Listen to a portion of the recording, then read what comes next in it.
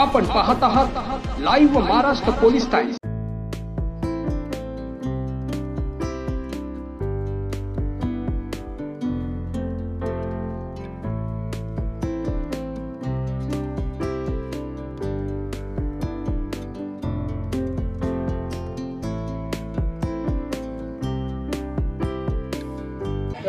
मी ब्रह्माकुमार रवींद्र ग्रामदैवत योगी सिद्धरामेश्वर यांनी सोलापुरात 68 लिंग स्थापना केली आहे।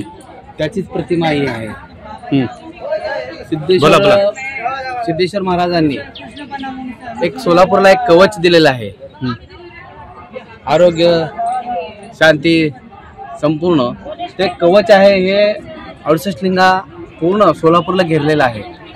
ते त्या माध्यमातून दरवर्षी काय आम्ही हे 68 लिंगाची प्रतिमा इथं आणून पूजा पाठ वगैरे करतो।